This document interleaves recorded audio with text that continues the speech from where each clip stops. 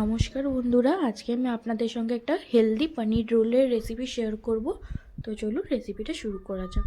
পনিরটাকে marinate করার জন্য প্রথমে এখানে নিয়েছি 250 পনির। তার মধ্যে দিয়েছি টক দই, আদা লঙ্কা রসুন এগুলোর পেস্ট, দিয়েছি লঙ্কা গুঁড়ো, একটুখানি নুন দিয়ে মিক্স করে নিয়েছি।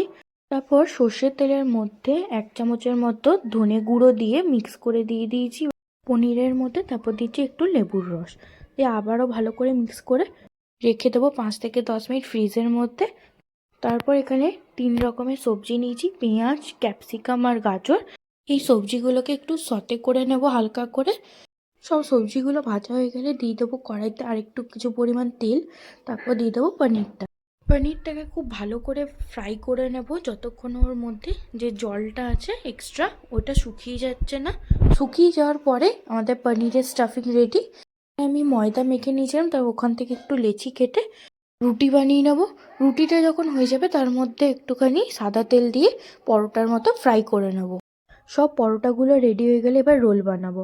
রোল বানানোর জন্য প্রথমে একটা করে পরোটা নিয়ে তার মধ্যে পনিরের স্টাফিংটা, তারপরে 3 রকমের যে সবজিগুলো ফ্রাই করেছিলাম ওইটা দিয়ে দেবো।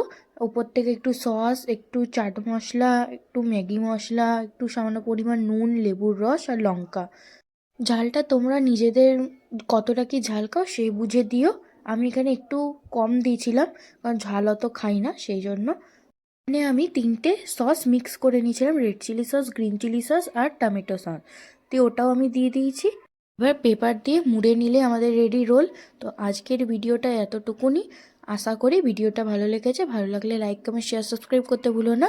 Thanks for watching. Radhe Radhe. আবার দেখা করব কোনো একটা নতুন ভিডিওর সঙ্গে।